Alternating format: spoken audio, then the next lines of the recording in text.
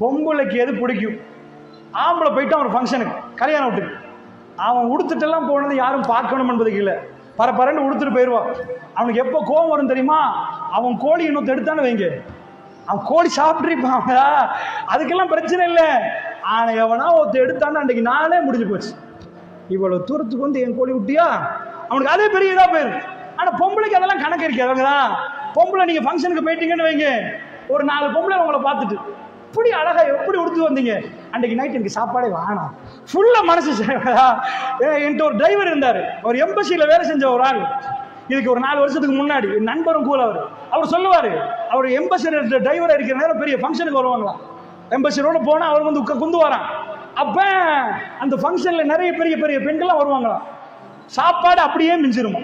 கடைசியில் இவர் தான் பார்ப்பாராம், எடுத்துகிட்டு போமா வீட்டுக்கு, எம்பசிட்டர் கேட்டுட்டு இவர் சாப்பிடாம போகிறான். அவ்வளோ சாப்பாடா ஏழைகளுக்கு சரி கொடுப்போன்ட்டு அவ்வளோ பெரிய ஃபங்க்ஷனில் அவ்வளோ இறால் வேணுமா வேண்டாம். அவர் சொல்கிறாரு, பொம்பளை வந்தால் சாப்பிடவே மாட்டார், கையில் எப்பயும் டிஷ்யூ இருக்குது, இறால கூட உள்ளக்குள்ள தான் போடுவான், லிப்டிக்ஸ் அணிஞ்சிட மாட்டா. அவன் இவருக்கு வயிற்று எரிச்சலாக இருக்குமா, லிப்டிக்ஸை பூசலாமே பொறவு போயிட்டு வயிற்றுக்கு போகிறது இப்படி பண்ணுறீங்க, எவ்வளோ டேஸ்ட்டாக போட்டு 5 ஸ்டார் ஹோட்டல்லேருந்து வந்திருக்குது.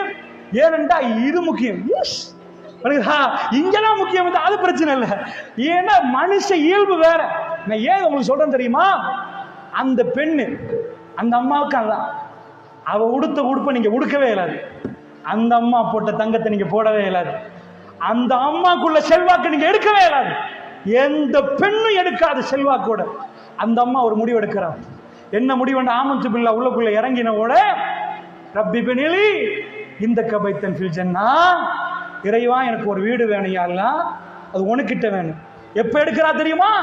நான் ஊட விட்டு வெளியே போறேன் யா அல்லாஹ், என் அரண்மனையை காலி பண்ண போறேன் யா அல்லாஹ். தங்கத்தை கலட்டுறா, களத்துள்ளதை கலட்டுறான், உடுத்த ட்ரெஸ் எல்லாம் வைக்கிறான். பனு இஸ்ரேல் பிச்சைக்கார ஊடுகள், அந்த சின்ன சின்ன ஊடுகளுக்குள்ள போய் இந்த அம்மாவுக்கு வாழ இயலாது. ஏண்டா அவருக்கு காத்தடிக்க வேணுமா, அவ தூக்கிட்டு போகணுமா, நீராடுறதுக்கு போகணுமா, எல்லாத்தையும் இதாக்கிட்டு உடுத்த உடுப்போட ரோட்ல இறங்க போறேன் இந்த அம்மா. அவ தங்கத்தை கீழே வைக்க போறா. ஒரு பெண் எதெல்லாம் அலங்காரம் தான் வாழ்க்கை நினைப்பாவோ அந்த அத்தனை வைக்கிறார். எனக்கு அல்லாஹ் பிடிச்சி போச்சு என் ரொம்ப பார்க்கணும் என்றா. அந்த அம்மா என்ன சொன்னா தெரியுமா? எனக்கு இந்த அரண்மனை வேணும். இது சுருக்கமா அல்லாஹ் சொல்ற வார்த்தை தெரியுமா? அந்த அம்மா சொன்னது, ரப்பி பினிலி இந்த கபைத்தன் ஃபில் ஜன்னா, சொர்க்கத்துல உனக்கிட்ட ஊடு கட்டியா அல்லாஹ், எனக்கு உனக்கிட்ட வேணும் யா அல்லாஹ் ஊடு. ஜன்னால ஊடி மட்டும் இல்ல, உன்னை பார்க்கணும், உனக்கிட்ட வேணும் யா அல்லாஹ். என் அரண்மனை வேணாம், என் கணவர் வேணாம், எனக்கு எவனும் வேணாம். நான் ரோட்டில் காலை வச்சா நாளைக்கு என் ஹஸ்பண்ட், என்ன உயிருக்கு உயிரா நேசிக்கிறேன் என் ஹஸ்பண்ட் என்ன கொல்லுவான், எனக்கு அடிப்பான், என்னை வெட்டுவான். அடுத்ததுவா வனஜினி மீன் ஃபிரௌன், ஃபிரௌன்ட்டு இது பாதுகாத்திரியா அல்லாஹ். நேத்து எனக்கு யாரு படிக்கும் பிடிச்சாங்களோ, நேத்து எனக்கு யாரு காத்தடிச்சாங்களோ, நேத்து என்னை 4 பேர் தூக்கிட்டு போனாங்களோ, அவங்க எல்லாம் என்னை விரட்டி வந்து அடிப்பாங்க. மூசாவுக்கு யாரெல்லாம் எதிரியோ அவங்க எல்லாம் எனக்கு எதிரி ஆயிடுவாங்க. வனஜினிமல் கௌமில் அலிமீன், அநியாயக்கார கூட்டத்திலிருந்து என்ன பாதுகாத்திரியாலா. அந்த அம்மா அத்தனை விட்டுட்டு ரோட்ல இறங்கினாங்க. அல்லாவுக்கு விரும்பி அல்லாஹ் சொல்றான், இவ மாதிரி ஏழுமா, இவ மாதிரி ஏழுமா. ஒரு பொம்பளை புள்ள கல்யாணம் முடிக்கிற நேரம் அவருக்கு சின்ன ஒரு ஆசை உடையலாத. என்ன ஆசை? நான் அந்த வெட்டிங் ஃப்ரோக்கை பார்த்து வச்சேன், இந்த சாரியை பார்த்து வச்சேன், இது உடுக்காம அபாயோட இருக்கணுமா. கல்யாணத்தில் அப்படி இல்லைம்மா, உங்களுக்கு பசங்க உடுக்காங்க. பொம்பளை சபையில நீங்க வேண்டிய மாதிரி விடுங்க, ஆம்பளை உள்ள சபையில பிரச்சனை. நான் ஒரு பேச்சுக்கு சொல்றேன் உங்களுக்கு, விளங்குதா? பெண்கள் சபையில் நீங்கள் எப்படி அலங்காரம் செய்யலாம், நீங்க 4 செவருக்குள்ள அலங்காரம் செய்யலாம், ரோட்டில் போக இயலாது. ரோட்டில் போகிற நேரம் முஸ்லிம் பெண் தன் முடியை மறைக்கணும், தன் மார்பை மறைக்கணும், தன் ஒழுக்கம் நிக்கணும். உங்களுக்கு வெளியில அப்படி தெரிகிற மாதிரி போக இயலாது.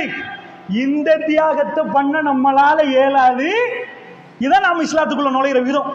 உதுகுலு ஃபிஸ்ஸில்மி காஃபா, மார்க்கத்துக்குள்ள அந்த பெண் எப்படி நுழைகிறா தெரியுமா?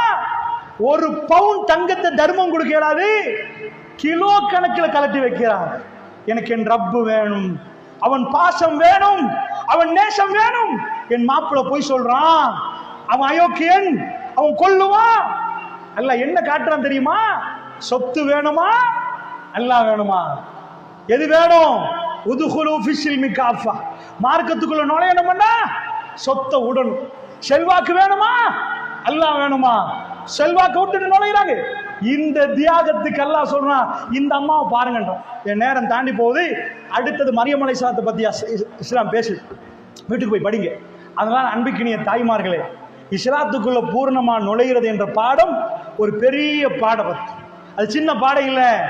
அதனால் ஒவ்வொரு கொஸ்டனும் ஒவ்வொரு டைம்லையும் கேட்கணும், அல்லாஹ் இஸ்லாமா சுத்தா, இஸ்லாமா மானமா, இஸ்லாமா செல்வாக்கா, இஸ்லாமா இதா? அந்த நேரமெல்லாம் நீங்கள் இஸ்லாத்தை தேர்ந்தெடுத்தால் இதுக்கு பேர் இஸ்லாத்துக்குள் பூர்ணமா நுழைகிறது. இஸ்லாமா படமான்னு கேட்கிற நேரம், இன்றைக்கு மட்டும் படம், நாளைக்கு இஸ்லாம் என்று தேர்ந்தெடுத்தா இன்றைக்கு நீங்க பூர்ணமா நுழையல. இன்றைக்கு மட்டும் ஒரு மெச்ச பார்த்துட்டு நாளைக்கு சின்ன தௌபா கொண்டு வைப்போமே. அல்லாஹ் சொல்றான், உத்ஹுலு ஃபிஸ்ஸில்மி காஃபா, மார்க்கத்துக்குள் பூரணமா நுழைங்க. வலா தத்தபிஉ குதுவாத்தி ஷைத்தான், ஷைத்தானுடைய அடிச்சுவடுகளை பின்பற்றாதீங்க. மார்க்கத்துக்குள்ள பூரணமா நுழையாத தன்மை என்ன தெரியுமா? இன்றைக்கு இஸ்லாத்தை தொழுந்துட்டு ஷைத்தான் ஒரு ரோட்ல போட்டிருப்பான், அந்த ரோட்லயும் கொஞ்சம் போறது. ஷைத்தானை பின்தொடராதீங்க. இன்னஹு லக்கும் அதுவும் முபீன், அவன் உங்களுக்கு பகிரங்க எதிரி என்றான் அல்லாஹ். பின்னாடி நின்று பார்க்கிறான் எதிரி, உங்களை எப்படி கொண்டு போய் நரகத்துக்கு போடலாம் என்று யோசிக்கிறான். அன்பிக்கினிய தாய்மார்களே, அப்படி என்றால் அல்லாஹ்வுடைய நல்லடியார்களே, என்னுடைய உரையுடைய அதாவது உண்மையாக இது ஒரு பகுதி தான் நான் பேசியிருக்கிறேன். இது ஒரு பகுதி தான். ஒரு நீண்ட ஒரு ஆய்வை உங்களுக்கு சொல்ல வேண்டியிருந்தால் நேரம் தடையாக இருக்கிறது. புரிய வைக்கணும் என்பதற்கு நான் அமைதியாக உங்களுக்கு மத்தியிலே சில பதிவுகளை முன்வைத்தேன். வைத்தேன். அல்லாஹ்வுடைய நல்லடியார்களே, உண்மையாக அருமை தாய்மார்களே, பேசுகிற நான் உங்களோட தொடர்ந்து நின்று பேசுவேனா? இல்லை. அல்லாஹ்வுடைய நல்லடியார்களே, நான் கபருக்குள் போய்விடுவேன். கேட்கிற நீங்கள் இப்படியே கேட்டுக்கொண்டிருப்பீர்களா? வல்லாஹி இன்னும் கொஞ்ச நாளில் நீங்கள் கபர்களுக்குள் போறீங்க. எனக்கும் உங்களுக்கும் தரப்பட்ட பேக்கேஜ் இது. இட்ஸ் யுவர் டேர்ன் என்கிறான் அல்லாஹ். இது உங்க டேர்ன். எத்தனையோ பேர் அவங்க பக்கங்களை பெரட்டிட்டாங்க, அவங்க முடிஞ்சு. இப்போ உங்க டேர்ன். இதுக்கு பிறகு உங்க புள்ளியோட டேர்ன். டிசிஷன் மேக் பண்ண வேண்டிய நேரம் இது. அன்பிக்கினிய தாய்மார்களே, பெருமானார் கெஞ்சினார், பெருமானார் துடித்தார். பெருமானுடைய கடைசி நாட்களை நீங்க பார்க்கலாம். அல்லாஹுடைய தூதர் ஸல்லல்லாஹு அலைஹி வஸல்லம் அவர்கள் இந்த உம்மத்துக்காக நிறைய சொன்னாங்க. கமுன்சிரு ஜெய்ஷுன், பெருமானார் மிம்பருக்கு ஏறினால் முகமெல்லாம் செவந்தரும். ஒரு பட தளபதி ஒரு படைக்கு எப்படி எச்சரிப்பாங்களோ ரசூலுல்லாஹ் எச்சரிப்பாங்க. மக்களே, நரகம் பயங்கரமண்டாக. நீங்க ரசூலுல்லாஹ் பேசினதை நம்புறீங்களா? ரசூலுல்லாஹ் நாவசித்து பேசினது உண்மைன்னு நினைக்கிறீங்களா? கபருக்குள்ள போன பிறகு மலக்குமார்கள் வருவது உண்மைன்னு நினைக்கிறீங்களா? வல்லாஹி அது நடக்கும். பெருமானார் ஒரு நாளும் போய் சொல்ல மாட்டாங்க. பெருமானார் மரணிப்பதற்கு இன்னும் 7 நாட்களுக்குள்ளதான் நெஞ்சிருக்கிறது. சஹாபாக்கள் ஒரு சஹாபி சொன்னார், நான் அல்லாஹுடைய தூதரை பார்த்த கடைசி நாள், பெருமானாருடைய பேச்சை கேட்ட கடைசி நாள், அது வித்தியாசமான ஒரு நாள். பெருமானாருக்கு அவ்வளோ வருத்தம். பெருமானாருக்கு வருத்தம் அந்த நாள் திங்கட்கிழமை நாள். பக்கி என்ற பொது மையவாடி நீங்கள் போய் பார்க்கலாம். மதீனாவில் பக்கி மையவாடி இருக்குது. அந்த மையவாடியில் ஒரு ஜனாசாவை அடக்கிட்டு வர்ற டைமில் ரசூலுல்லாவுக்கு தலைவலி ஆரம்பிக்குது.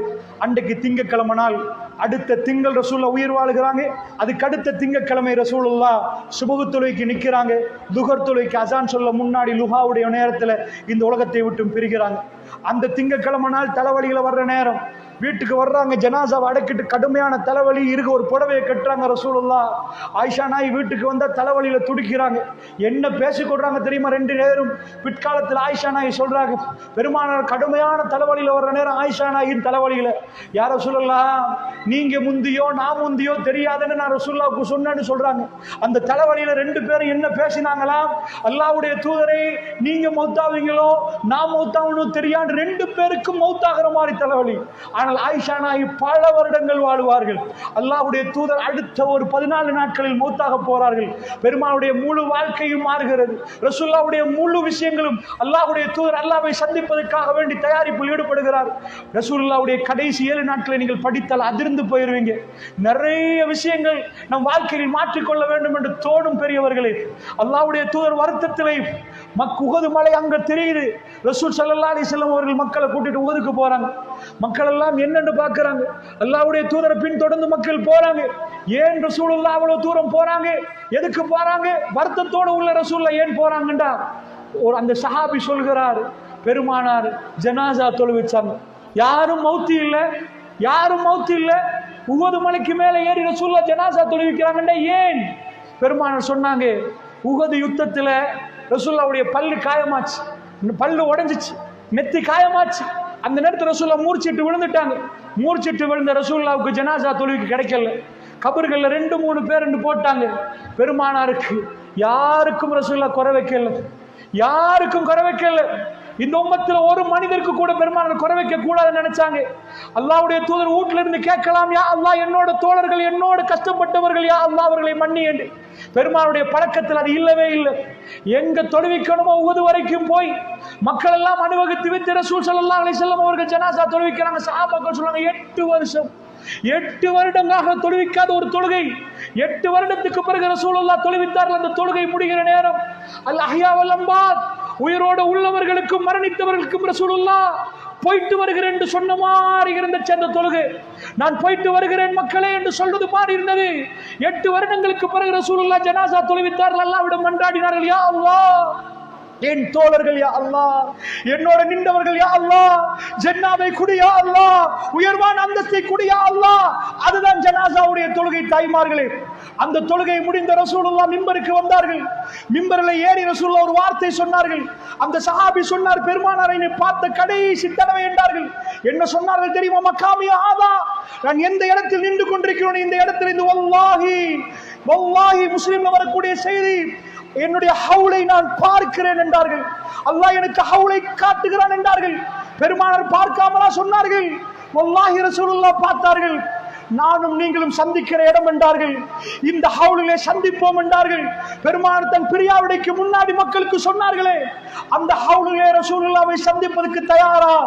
அல்லாஹ்வுடைய நல்லடியார்களே, பெருமானார் தன்னுடைய வாழ்க்கையிலே அங்க சந்திப்போம் என்று சொன்னார்களே, அந்த சந்திக்கிற இடம் மறுமையில் உள்ள ஹவுல் என்றால், அந்த ஹவுல் கிட்ட போவதற்கு நாம் தகுதி பெற்றவர்களா? தாய்மார்களே, இந்த மார்க்கத்துக்குள் பூரணமாக நுழைய முடியாவிட்டால் எப்படி ரசூலுல்லாஹ்வுடைய ஹவுலிலே சந்திப்பது? அல்லாஹ்வுடைய நல்லடியார்களே, அவர்கள் என்னையும் உங்களையும் கூட மறக்கவில்லை.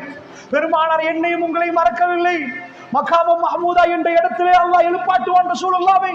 பெருமானார் சொன்னார்கள், அல்லாஹும்ம ரப்ப ஹாதிஹி தஅவத்தி தாம்மா வஸலாத்தில் காயிமா ஆதி முஹம்மதில் வஸீலத வல் ஃபதீலா வபஅது மகாம மஹமூதன் அல்லதி வஅத்தா. நாங்க பாங்கு துஆ ஓதுறோம், யா அல்லாஹ் மகாம மஹமூதாவுல ரசூலுல்லாஹ்வை எழுப்பாட்டு.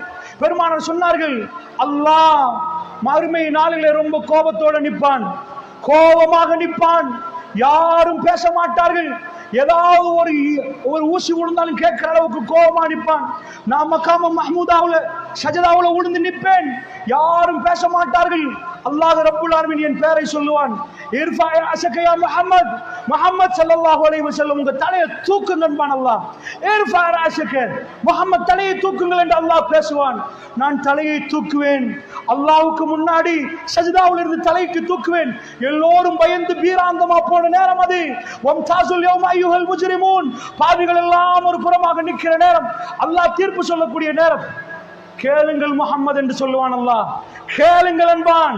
அந்த நேரத்தில் நான் என்ன கேட்பேன் தெரியுமா? என்ன கேட்பேன் தெரியுமா? உம்மத்தி உம்மத்தி, யா அல்லாஹ் என்னுடைய உம்மத்து ஜன்னாக்கு போகணும், யா அல்லாஹ் என் உம்மத்து, யா அல்லாஹ் ஜன்னாக்கு அனுப்பிறியா அல்லாஹ். அல்லாஹ்வுடைய நல்லடியார்களே, இதுதான் எங்களுடைய தலைவர் காத்தமுல் அன்பியா ரசூலுல்லாஹ், அவருடைய உணர்வை நான் பேசுறேன். தாய்மார்களே, அந்த உணர்வுக்குரியவர்களாக நாம் நிற்கிறோமா? இந்த மார்க்கத்தை நாம் நேசிக்கிறோமா? இதுக்குள் நாம் பூரணமா நுழைகிறோமா? கட்டுக்கோப்போடு நாம் வாழ்கிறோமா? இந்த தீனுடைய கட்டுப்பாடுகள் நிறைய இருக்கிறது. அவைகளை படித்து நம்முடைய ஜனாசாக்கள் தூக்கி போகிற நேரம், சந்தூக்கில் நாம் பயணிக்கிற நேரம், இந்த உலகத்துக்கு பிரியாவிடை சொல்லுகிற நேரம், மனித புனிதர்களாக, அல்லாஹ்வுடைய மார்க்கத்துக்கு கட்டுப்பட்டவர்களாக, தூய்மையானவர்களாக, தௌபா செய்தவர்களாக இந்த உலகத்தை விட்டு பிரியாவிடை செய்யக்கூடிய பாக்கியத்தை அல்லாஹ் ஜல்ல ஷானுஹு வ தஆலா. மழை பெய்யுது, பேசவா?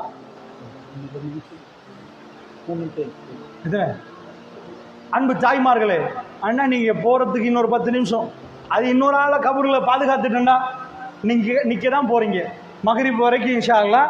அதாவது அன்பு தாய்மார்களே, அதனால் புரிந்து கொள்ளுங்கள், இந்த அடிப்படையை கவனமா புரியுங்க.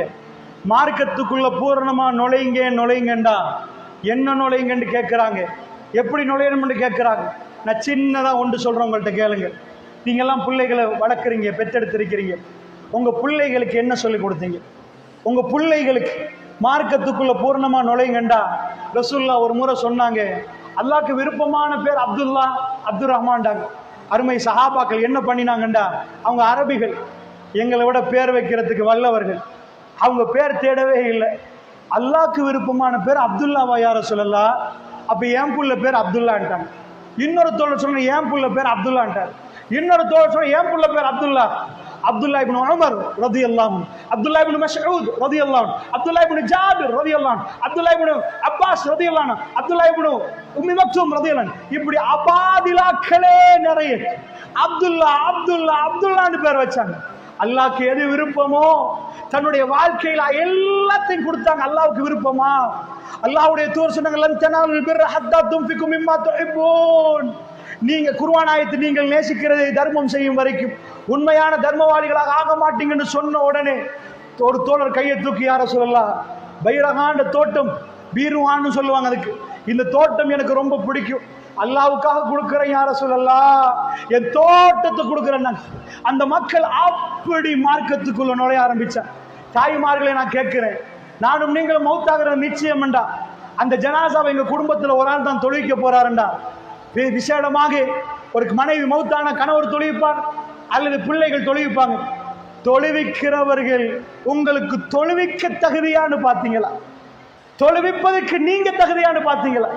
தொழுவிக்கிறவங்க என்ன ஓதுவாங்கன்னு பார்த்தீங்களா? அண்மையில் ஒரு சகோதரர் மௌத்தாங்கினார். அவர் ரொம்ப நெருக்கமா என்னோட பழகி இருந்தார். அவர் நல்ல மார்க்கமாக இருந்த ஒரு சகோதரர். எனக்கு தெரிய மார்க்கத்துக்கு நிறைய பணிபுரிஞ்ச ஒரு ஆள். பல தூரங்கள் கழித்து நாம் அவருடைய ஜனாசாவுக்கு போனோம். ஏனென்றா அவ்வளவு எங்களோட பழகியிருந்தார், மார்க்கத்தின் நண்பர் அவர். ஆனால் அந்த ஜனாசாவுக்கு போன என்னுடைய கல்வி உடைஞ்சு போச்சு, என் கல்வி இதா போச்சு. இவ்வளவு எல்லா வேலைகளையும் விட்டு விட்டு அந்த சகோதரருடைய ஜனாசாவை கேள்விப்பட்ட உடனே ஷெட்யூல் உள்ள அத்தனை விட்டு விட்டு அவருக்கு துவா செய்யணும் என்ற ஏக்கத்தோடையே போனோம். அதுல அல்லாஹ்வுடைய தூதர் ஒரு வாய்ப்பு சொன்னாங்க. எல்லா தொழுகையிலையும் நம்ம தொழுகிற நேரம் எதுவுமே நம்ம முன்னாடி இல்லை, ஒன்றும் முன்னாடி வைக்க மாட்டோம். நம்ம கிப்லாவை நோக்கி தான் தொழுவோம், சஜதாவில் செய்வோம். ஆனால் ஒரே ஒரு தொழுகை, அதில் சஜதா இல்லை, டெட் பாடியை முன்னாடி வச்சு தொழுவோம். அடக்கினத்துக்கு போகிற தொழ மாட்டோம், ஜனாசா முன்னாடி வைப்பாங்க. ஜனாசாவை முன்னாடி வச்சுட்டு அம்புட்டு பேரும் அனுபவத்து நின்று சுஜூது செய்யாமல் ஒரு தொழுகையை தொழுவோம். இந்த ஒரு தொழுகை தான் ஜனாசாவை முன்னாடி வச்சு தொழுகிற தொழுகை. ஒரு டெட் பாடியை வச்சு, ஏண்டா இது நமக்குரிய பாடம், நமக்குரிய படிப்பினை. இதே மாதிரி நமக்கு ஒரு நாள் வரப்போகிறது கன்ஃபார்ம். நம்ம வீடு கட்டுறது கன்ஃபார்மா இல்லையா? நம்ம கார் வாங்குறது கன்ஃபார்மா? சில வேளை இல்லைன்னு சொல்லலாம். ஆனா இப்படி வருவது கன்ஃபார்ம், 100% இப்படி வரப்போறோம். அந்த நேரத்தில் ரசூலுல்லாஹ் ஒரு வாய்ப்பு தந்தாங்க. அல்லாஹ் சொன்னதாக சொன்னாங்க ரசூலுல்லாஹ், என்ன வாய்ப்பு? ஜனாசாவை முன்னாடி கொண்டாந்து வச்சு எல்லாரும் அணிவகுத்து நிற்கிற நேரம் ஜனாசா தொழுகை என்ற ஒரு தொழுகை இருக்கு. அந்த தொழுகையில் அல்லாஹ் அக்பர் என்று தக்பீரை சொல்லி கைகளை கட்டினதுக்கு பிறகு முதலாவது சூரத்துல் ஃபாத்தியா ஓதுவோம். அப்பொழுது அந்த ஜனாசாவுக்கு நம்ம ஜனாசாவில் கலந்து கொள்கிற நேரம் அதில் முதலாவது தக்பீரை சொன்னதுக்கு பிறகு சூரத்துல் ஃபாத்தியா ஓதும். இரண்டாவது தக்பீரை நாம் சொன்னதுக்கு பிறகு நபிகள் நாயகம் ஸல்லல்லாஹு அலைஹி வஸல்லம் அவர்கள் மீது நாம் ஸலவாத்து சொல்லுவோம். மூன்றாவது தக்பீரை நாம் சொன்னதுக்கு பிறகு ஒரு துவாவுக்கான ஒரு வாய்ப்பு தரப்பட்டு அந்த ஜனாசாவை முன்னாடி வைத்து கொண்டு நம்ம கேட்குற ஒரு துவா. அந்த துவா ஒரு நார்மலான ஒரு துவா. அந்த துவாவை நாம் ஜனாசாவை முன்னாடி வச்சுட்டு அல்லாஹ்விடம் கரைந்த கல்வோடு கேட்கணும். இதுக்கு தான் கிராமங்கள் இருந்து, குக்கிராமங்கள் இருந்து, ரொம்ப தொலைவில் இருந்தெல்லாம் மக்கள் வருவார்கள். எதுக்குன்னா அந்த துவாவை செய்வதற்கு. ஏன் அந்த துவாவை செய்ய அவ்வளோ தொலைவில் இருந்து வரணும் என்று கேட்டால், அந்த துவாவை ஷிர்க் செய்யாத 40 பேர் அந்த ஜனாசாவுகளை கலந்து கொண்டு 40 அடியார்கள் அல்லாஹ்விடம் மன்றாடினால் ஒரு சான்ஸ் கொடுக்கப்படுவதாக ரசூலுல்லாஹ் சொன்னார்கள். ஷிர்க் செய்யாத 40 பேர் அந்த ஜனாசாவில் கலந்து கொண்டா வஜபத்ல உல் ஜன்னா, அந்த ஜனாசாவுக்கு அல்லாஹ் ஜன்னாவை வாஜிபாக்குறான் என்றாங்க ரசூலுல்லாஹ். அது ஒரு பெரிய பாக்கியம். அந்த பாக்கியத்துக்காக வேண்டி ஒரு சகோதரருக்கு அந்த பாக்கியத்தை கொடுக்கணும் என்பதற்காக வேண்டி பல தொலைவில் இருந்தெல்லாம் மக்கள் போவார்கள். அழுது கேட்பதற்காக வேண்டி ரெடி ஆகுவாங்க.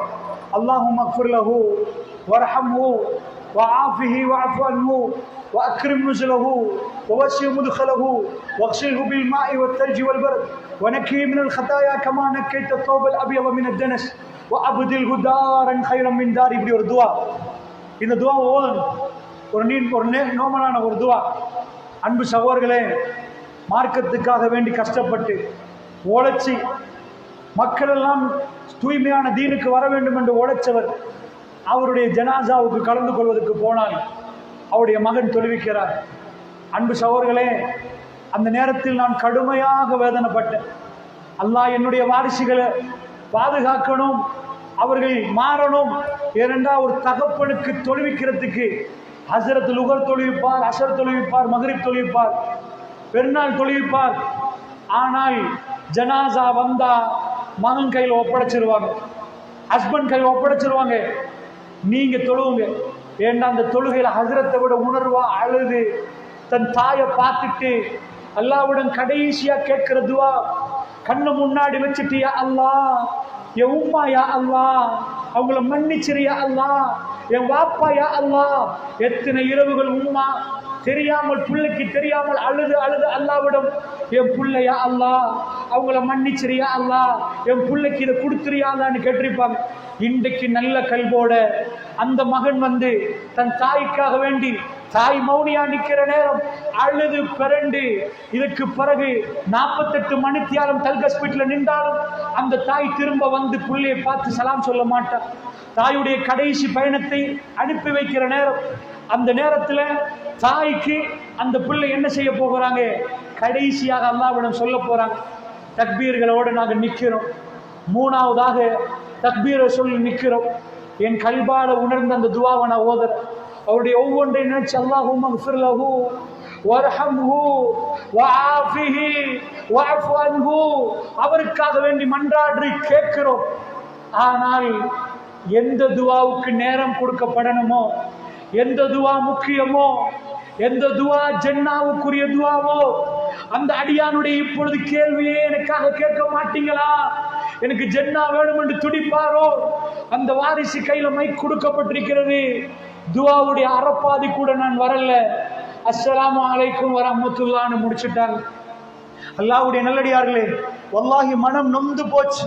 அந்த சகோதரக்குரிய ஜனாசாவுடைய தொழுகை இப்படி ஆச்சே என்று நொந்து போச்சு. இதை விட நேரம் கொடுத்திருக்கணுமே. பெருமானார் எப்படி ஒரு தடவை ஜனாசாவை வச்சுட்டு ரசூலுல்லாஹ் பார்க்கறாங்க, மக்கள் வந்துட்டாங்களா, தாமதப்படுத்தினாங்க. என்ன மக்கள் வந்து துவா கேட்கட்டுமே. அந்த அடியாருக்காக வேண்டி ஒரு துவாண்டா என்னன்னு நினைக்கிறீங்க நீங்க?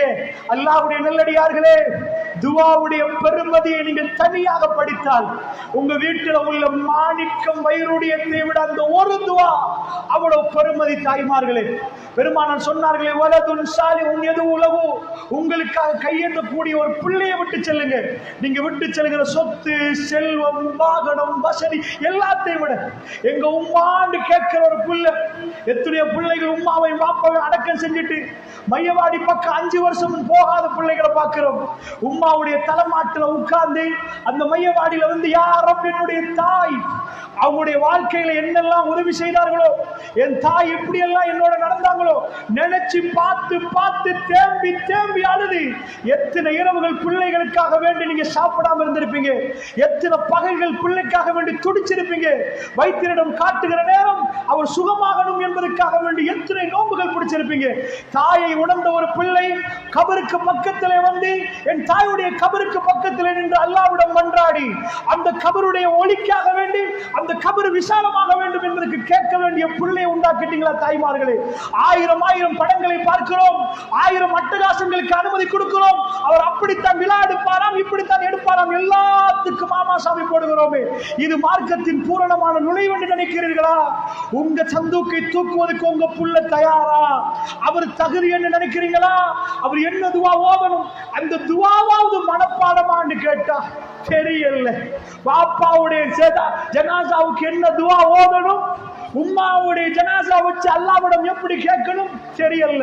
அல்லாஹும்ம ஃபிர் லஹு, யா அல்லாஹ் அவருடைய பாவத்தை மன்னித்து விடு யா அல்லாஹ். வர்ஹம்ஹு, அவருக்கு உன் இரக்கத்தை காட்டு யா அல்லாஹ். ஒரு புள்ள வாப்பாவுக்கு கேட்கிறது, ஒரு புள்ள உம்மா வாஃபிஹி வஅஃபு அன்ஹு, அவருடைய பிள்ளைகளை எல்லாம் மன்னிச்சிரு யா அல்லாஹ். வஅக்ரிம் நுஸலஹு, அவருடைய நுழைவை சங்கைப்படுத்தி விடு யா அல்லாஹ். வவசி முத்கலஹு, நுழைவிச்சிட்டு போறோம் யா அல்லாஹ். கபரை விசாலமாக்கிறியா யா அல்லாஹ், நெருக்கிறாதே யா அல்லாஹ். வவசி முத்கலஹு வக்ஸில்ஹு பில் மாய், நாங்கள் அவரை விட்டுட்டு போறோம் யா அல்லாஹ். இதுவரைக்கும் ஒரு புள்ளைய ஒரு உம்மா சின்னத்துல குளிப்பாட்டி சீவி சிங்காரிச்சு அழகான முறையில் அழகுப்படுத்தி உடுப்பாட்டிருப்பாங்க. அல்லாஹ்விடம் ஒரு புள்ள உம்மாவை பத்தி கேட்குது, வாப்பாவை பத்தி. வக்ஸில்ஹு பில் மாய், நாங்க குளிப்பாட்டிட்டோம் யா அல்லாஹ், நாங்க குளிப்பாட்டிட்டோம் யா அல்லாஹ், நாங்க கஃனிட்டுட்டோம் யா அல்லாஹ், எங்களால முடியுமான அளவுக்கு செஞ்சிட்டோம் யா அல்லாஹ், நீ குளிப்பாட்டி யா அல்லாஹ். வக்ஸில்ஹு பில் மாய், தண்ணீரால குளிப்பாட்டி யா அல்லாஹ். வஸ்ஸல்ஜி, பனி கட்டியால குளிப்பாட்டி யா அல்லாஹ். வல் பரதி, குளிர் தண்ணியால குளிப்பாட்டி யா அல்லாஹ். என்ன குளிப்பாட்டுறதை நம்ம கேட்கிறோம் தெரியுமா? அவங்க பாவத்தை கழுவி அனுப்பியா அல்லாஹ். எங்கள் குடல்ல உள்ள ஊத்திய கழுவலாம், நீ கழுவியா அல்லாஹ். வஸ்ஸில்ஹு பில் மாய் வத்தல்ஜி வல் பரதி வனக்கிஹி மினல் ஹதாயா கமா நக்கைத ஸௌபல் அபியத மினத் தனஸ். ஒரு வெண்மையான ஆடையில அழுக்குப்பட்டு அந்த ஆடை கழுவி அது வெண்மையாக தெரிந்தால் எப்படியோ யா அல்லாஹ், இந்த உம்மா யா அல்லாஹ் அவங்களுடைய எல்லா பாவத்தையும் கழுவி வெள்ளை வெளிச்சமான ஒரு ஆடை மாறி ஆக்கியா அல்லாஹ். கேட்கிற உணர்வோட பிள்ளைகளை பெற்றுட்டீங்களா தாய்மார்களே? உள் பிள்ளைகளை மஜ்லிஸ்களுக்கு கொண்டு வந்தீர்களா? பள்ளிவாசல்களை அவர்களுக்கு தோளுமையாக காட்டி பள்ளிவாசல்களுடைய கல்விகளை சேர்த்தீர்களா தாய்மார்களே? ஏது உதுகுலு ஃபிஸ்ஸில்மி காஃபா, மார்க்கத்துக்குள் பூரணமா நுழைவது என்பது என்ன? உங்க பிள்ளைக்கு படம் பார்க்கிறது நீங்க சொல்லிக் கொடுக்க தேவையில்லை, அது பார்க்கும். அது ஹராம், அது தப்பு என்று சொல்ல வேண்டிய தாய் நீங்க. அதை சொன்னீங்களா தாய்மார்களே? அல்லாஹ்வுடைய தூதர் அடுத்த துஆவை சொல்றாங்க. அந்த துஆ இன்னும் தொடருது. வஅப்தில் குதாரன் கைரம் மின் தாரிஹி, யா அல்லாஹ் இந்த உலகத்திலே கொடுத்த வீட்டை விட சிறப்பான ஒரு வீட்டை எங்க உம்மாக்கு கொடுத்துறியா அல்லாஹ். இன்றைக்கு நைட் எங்க வீட்டுல உம்மா இல்லையா அல்லாஹ். நேற்று நைட் எங்களோட பேசினாங்க யா அல்லாஹ், முந்தநாத்து நைட் எங்களோட சாப்பிட்டாங்க யா அல்லாஹ், இத்தனை வருடமா எங்களோட நின்றாங்க யா அல்லாஹ். இன்றைக்கு நைட்ல இருந்து அவங்க பெட் காலி ஆகுது, அவங்க இடம் காலி ஆகுது, அடுப்பம் கரையில வேர்வையில் நனைஞ்சாங்க யா அல்லாஹ். நாங்க வரும் வரைக்கும் சாப்பாடு செஞ்சாங்க யா அல்லாஹ், எங்களுக்கு ஊட்டி விட்டாங்க யா அல்லாஹ், எங்க வாழ்க்கையில எல்லா பிரச்சனையிலும் தலை போட்டாங்க யா அல்லாஹ். ஒரு புள்ள கேக்குது, வஅப்தில் குதாரன் கைரம் மின் தாரிஹி, இந்த உலகத்தில் கொடுத்த வீட்டை விட சிறப்பான ஒரு வீட்டை கொடுத்திரியா அல்லாஹ். அவங்களுக்கு நல்ல ஒரு வீடை கொடுத்திரியா அல்லாஹ்.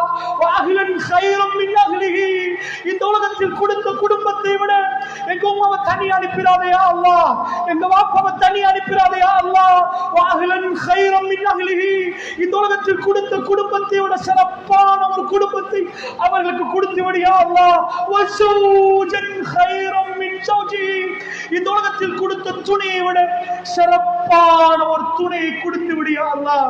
வஅத்கில்ஹுல் ஜன்னah வஅத்கில்ஹுல் ஜன்னah, அவர்களை சொர்க்கத்துக்கு நுழைத்து விடியா அல்லாஹ். வஅய்து மின் அதாபில் கப்ர் வமின் அதாபின் நார், கபருடைய வேதனையில் இருந்தும் நரக வேதனையில் அவரை பாதுகாத்து விடியா அல்லாஹ். அல்லாஹ்வுடைய நல்லடியார்களே, இந்த துஆவை உங்க புள்ள கேட்கும்னு நினைக்கிறீங்களா? இந்த துஆவை உங்க கணவர் கேட்பாரா? அல்லாஹ்வுடைய நல்லடியார்களே, நாம எதையெல்லாம் தவற விட்டுட்டோம், எதையெல்லாம் விட்டுட்டோம். இந்த உலகம் எங்களை மயக்கி போட்டுட்டு, இந்த உலக வாழ்க்கையில் என்றைக்காவது ஒரு நாள் அந்த சம்பவம் நடக்கிற நேரம், திடீரென்று அந்த சம்பவம் நடக்கிற நாள், அப்ப அழுது வேலை இல்லை தாய்மார்களே. அதனால் நன்றாக புரிந்து கொள்ளுங்கள். நான் ஒரு ஜனாசாவுக்கு போயிருந்து, என்னுடைய நண்பர் ஒருவருடைய ஜனாசா, அவரை எனக்கு மறக்க முடியல. ஏனென்றால் அவரோடு நான் அந்த அளவு நெருக்கமா பழகிருந்தேன்.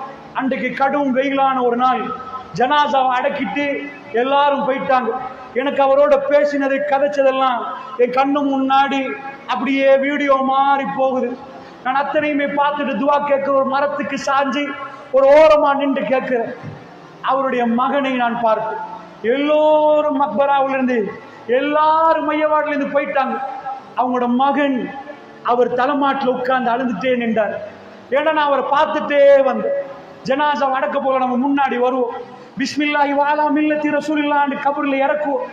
ஜனாசாவை இறக்க போக்கல அவ்வளோ நேரமா அழுகை அடக்கிட்டு நின்றவர் பாப்பாவை தொட்ட உடனே அழ ஆரம்பிச்சார். என்ன அழகு தெரியுமா? உலகத்துல தந்த பிள்ளைய உம்மா வாப்பா 2 பேரும் தூக்குவாங்க, நிறைய மகிழ்ச்சியோட முத்தம் கொடுப்பாங்க, அரவணைப்பாங்க. ஜனாசா ஆண்டு அந்த வாப்பாவை அவர் தூக்கி அப்படியே கபரில் வைக்கிற நேரம், வாப்பா தூக்கின புள்ள வாப்பாவை தூக்குது. இதுக்கு மேல இல்ல, அந்த உணர்வு லாஸ்ட தூக்குறது. புள்ளை உம்மா தூக்குற நேரம், அது லாஸ்ட தூக்கப்படுற நேரம், அதை கபரில் வைக்கிற நேரம். அல்லாஹ்வுடைய நல்லடியார்களே, அந்த உணர்வோட அந்த சகோதரர் அழ ஆரம்பிக்கிறார். ஏனென்றால் அப்படி தூக்கி வைக்க வேண்டிய ஒரு நிலைமை வரும். இதற்கெல்லாம் நம்முடைய பிள்ளைகளின் குடும்பத்தை தயாராக்கணும். கூவான் புஷக்கும் அஹ்லிக்கும் நாரா, உங்களை உங்களுடைய குடும்பத்தை நரக நெருப்பில் பாதுகாத்துக் கொள்ளுங்கள். வஸ்ஸலாமு அலைக்கும்.